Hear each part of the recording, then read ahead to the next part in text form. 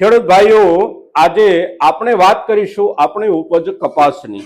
આપણી કપાસની ઉપજની અત્યારની જે બજારની સ્થિતિ અને ભાવનું જે લેવલ છે એ બિલકુલ સામાન્ય રૂપમાં ચાલી રહ્યું છે અને સ્વાભાવિક રીતે દર વર્ષે મોટા ભાગે આ સમયગાળો એટલે કે જુલાઈ મહિનો લગભગ આ જ પ્રમાણે વીતતો હોય છે. પણ જુલાઈ મહિનો એકંદર નવી સિઝનની ચોમાસું જે ઉપજો આપણી હોય છે એ ઉપજોની ભાવોની સ્થિતિ નવી ઉપજમાં કેવી રહી શકે એના કેટલાક સંકેતો અને સ્પષ્ટ સંકેતો સાથે સાથે મજબૂત સંકેતો આપનારો સમયગાળો એટલે જુલાઈ મહિનો. કારણ કે જુલાઈ મહિનામાં જ આપણે ત્યાં વાવેતરના આંકડાઓ સ્પષ્ટ થતા હોય છે. સાથે સાથે વાવેતર પછી પ્રગતિ પીરિયડ જે કાંઈ હોય છે એ પ્રગતિ પીરિયડનો પ્રારંભિક તબક્કો પણ જુલાઈ મહિનો હોય છે અને આ પ્રારંભિક પ્રગતિ પીરિયડનો મહિનો કેવો વીત્યો આપણા દેશની પાક પેદાશોના વાવેતરને માટે ઉપરાંત વાવેતરનો રકબો કેટલો થયો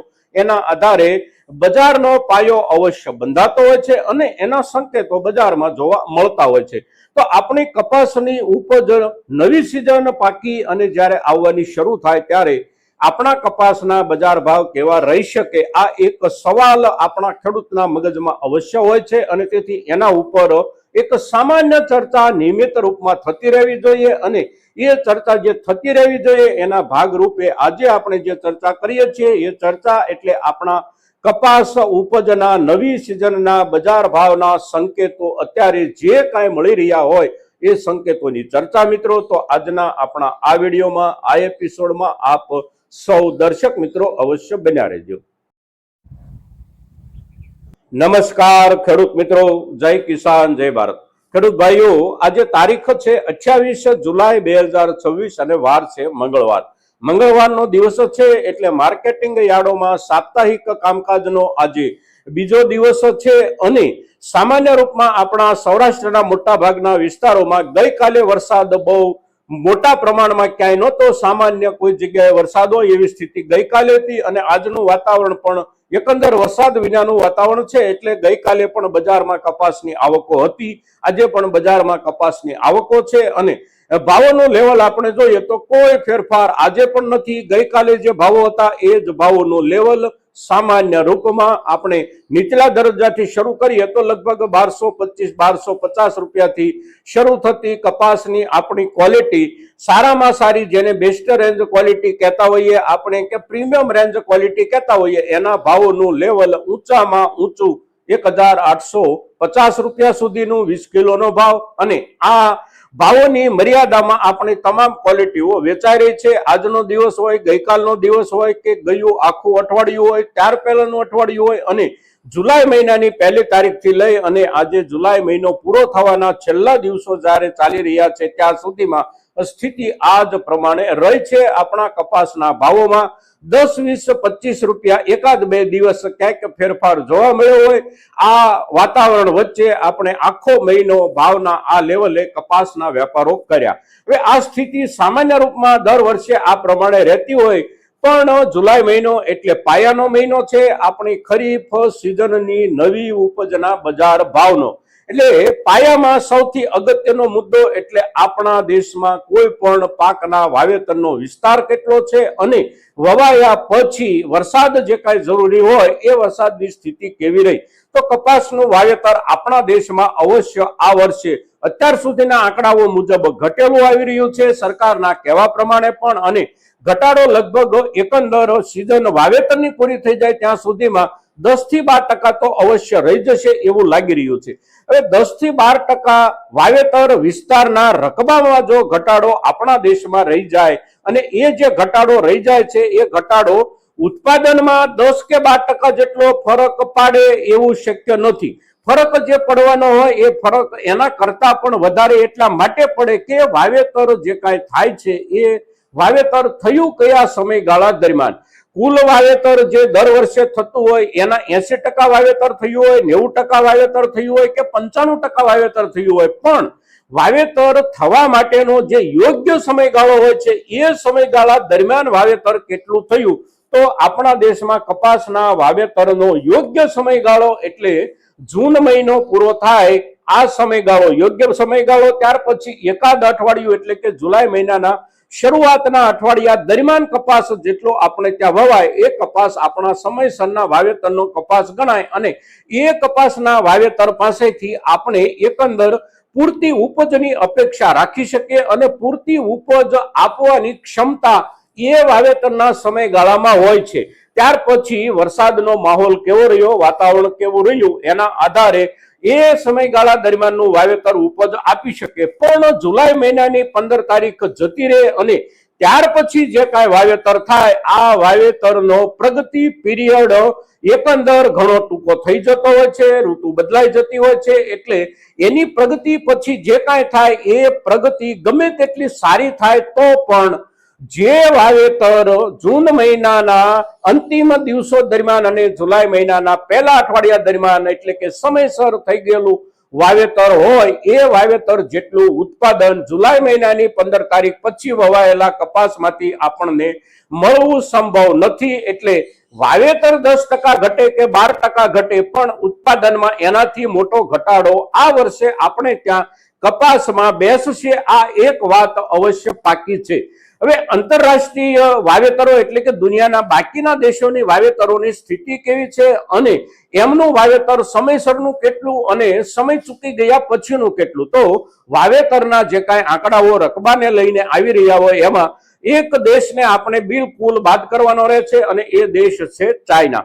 ચાઇના પોતાના કોઈ પણ આંકડાઓ દુનિયાની સામે ક્યારેય સમયસર રાખતું નથી. વર્ષ પૂરું થઈ જાય પછી એના તરફથી થોડા ઘણા આંકડાઓ દુનિયાની સામે રાખવામાં આવતા હોય છે. એટલે ચાઇનામાં કેટલું વાવેતર થયું અથવા તો જે વાવેતર થયું એ કયા સમયગાળામાં થયું એની માહિતી કોઈની પાસે હોતી નથી. બધા માત્ર આપણા લેવલેથી ઊભા થતા અંદાજો અને રજૂ થતી ચર્ચાઓ હોય છે. પણ અમેરિકા પોતાના વાવેતરના આંકડાઓ આપતું હોય છે, સાથે સાથે બ્રાઝિલ વાવેતરના આંકડાઓ આપતું હોય છે, ઓસ્ટ્રેલિયા વાવેતરના આંકડાઓ આપતો હોય છે. પણ આ બધા દેશો જે વાવેતરના આંકડા આપે છે એ આંકડાઓ સ્ટ્રેટેજિકલ આંકડાઓ હોય છે, એટલે કે વ્યૂહાત્મક આંકડાઓ આ દેશો પણ આપે છે. સંપૂર્ણપણે સાચા આંકડાઓ કોઈ પણ દેશ આપતો નથી અને એનું કારણ એ છે કે આંતરરાષ્ટ્રીય વેપારમાં આંકડાઓની અસર બહુ મોટી થતી હોય છે અને આ બધા જે દેશો છે આ તમામ દેશો પોતે જે કપાસ ઉગાડે છે એ કપાસનો ઉપયોગ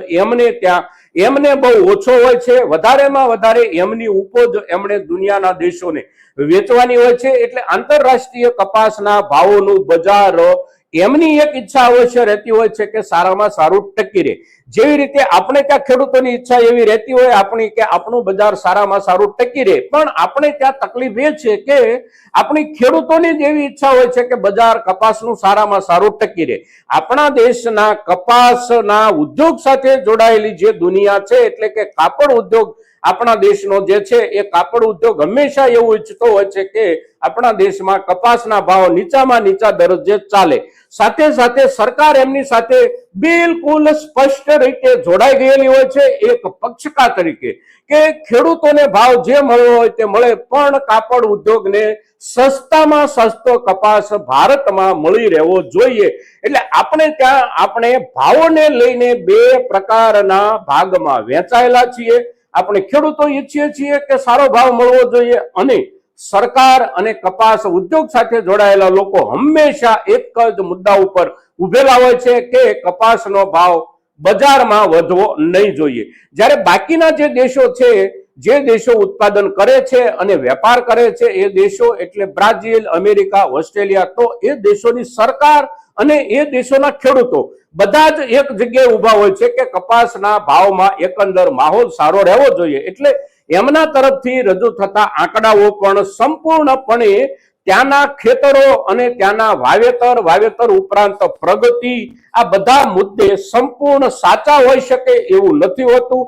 એમના આંકડાઓ પણ વ્યૂહાત્મક રીતે બદલાવ સાથે ફેરફાર સાથે દુનિયાની સામે રજૂ કરવામાં આવી રહ્યા છે અને એની પ્રતીતિ એટલે કે એના પુરાવાઓ, એની સાબિતીઓ આપણને દર વર્ષે અવશ્ય થોડી મળતી રહેતી હોય છે. કારણ કે એમને તરફથી જે વાવેતરના આંકડાઓ શરૂઆતમાં આવતા હોય ત્યાર પછી પ્રગતિના આંકડાઓ જે કાંઈ આવતા હોય એ આંકડાઓ પછી એમના ઉત્પાદનો જ્યારે બજારમાં આવે છે ત્યારે આ બંનેની વચ્ચે બહુ મોટો ફરક આપણને જોવા મળે છે. 2024માં પણ આ પરિસ્થિતિ આપણને જોવા મળી હતી. ખાસ કરીને અમેરિકાના કપાસના વાવેતરના આંકડાઓ, એમના કપાસના પ્રગતિ પીરિયડ દરમિયાન પ્રગતિની પરિસ્થિતિના ચિત્રો અને એના આંકડાઓ, અને ત્યાર પછી એમનું આવેલું અંતિમ ઉત્પાદન, એવી જ રીતે વર્ષ 2025ની સ્થિતિ પણ એવી જ રહી છે. એટલે આ વર્ષ એટલે કે 2026ના વર્ષમાં અમેરિકા, ઓસ્ટ્રેલિયા કે બ્રાઝિલ પોતાને ત્યાં કપાસના વાવેતરના આંકડાઓ અત્યારે જે કાંઈ રજૂ કરી રહ્યા છે આ દેશો, એ આંકડાઓ પણ સંપૂર્ણ સાચા આપણે નથી માનવાના. આપણે એમનું ઉત્પાદન જ્યારે બજારમાં ઠલવાય ત્યારે એ જથ્થાને જોઈને જ નિર્ણય કરવાનો છે કે ખરેખર એમણે કેટલું ઉત્પાદન બજારમાં ઉતાર્યું છે અને બજાર પાસેથી ભાવોની એ કેવી અને કયા લેવલની અપેક્ષા સાથે બજારમાં માલ વેચવા માંગે છે. તો એ લોકો જે ભાવે માલ વેચવા માંગશે એના જ આધારે આંતરરાષ્ટ્રીય બજાર બનશે. પણ આંતરરાષ્ટ્રીય બજાર બનવામાં સૌથી અગત્યનો મુદ્દો આ વર્ષમાં જે કાંઈ ઉભો થઈ ગયો છે એ મુદ્દો એટલે અમેરિકા અને ઈરાન વચ્ચેના યુદ્ધની અસરની નીચે આંતરરાષ્ટ્રીય વેપાર માટે ટ્રાન્સપોર્ટેશન જે કાંઈ વ્યવસ્થા હોય છે એ ટ્રાન્સપોર્ટેશન વ્યવસ્થાના વધી ગયેલા ખર્ચ ઉપરાંત કેટલીક જગ્યાએ પ્રતિબંધિત થઈ ગયેલું ટ્રાન્સપોર્ટેશન પણ કપાસના ભાવ પર અવશ્ય અસર કરી શકે છે. પેટ્રોલિયમ પ્રોડક્ટના ભાવોમાં જે કાંઈ વધારો થાય એ વધારાની અસર મેન મેડ ફાઈબર એટલે કે કુદરતી રેસાઓ કપાસના યાનના ભાવો ઉપર પણ અસર કરતા હોય છે. એટલે મેન મેડ યાનના ભાવોમાં ઉછાળો આવે, મોટો વધારો આવે તો એની અસર આપણા કપાસના ભાવો ઉપર પણ અવશ્ય પડતી હોય છે. યુદ્ધ જે અત્યારે ચાલી રહ્યું છે એ યુદ્ધ હવે કેટલા સમય સુધી ચાલે અને કેવા સ્વરૂપમાં ચાલે એના આધારે કપાસના ભાવો ઉપર પણ મોટી અસર અવશ્ય પડી શકે છે. આંતરરાષ્ટ્રીય બજારમાં સાથે સાથે આપણા દેશના પોતાના બજાર તરફ આપણે નજર નાખીએ અને સંકેતો સમજવાનો પ્રયાસ કરીએ તો સંપૂર્ણપણે સ્પષ્ટતા દેખાઈ રહી છે કે સરકારે તો આપણા દેશની અંદર કપાસની આયાત અત્યારે 6% ડ્યુટી ફ્રીના ધોરણે લાગુ કરેલી છે. એટલે કે કોઈ પણ ડ્યુટી આપણા દેશમાં કપાસના કોઈ પણ પ્રોડક્ટ પર લાગતી નથી. અને તેમ છતાં ભાવોમાં જે ઘટાડો આવ્યો એ ઘટાડો એટલે આપણે ત્યાં કપાસના ઊંચામાં ઊંચા લેવલો જે ગયા હતા એ લેવલો એટલે 1950 કે 1960 રૂપિયા સુધી 20 કિલોના આપણા પહોંચેલા કપાસના ભાવોના સમયે સરકારે ડ્યુટી ફ્રી આયાતની જાહેરાત કરી એટલે ભાવોમાં બેઠેલો ઘટાડો લગભગ 125 રૂપિયાથી લઈ અને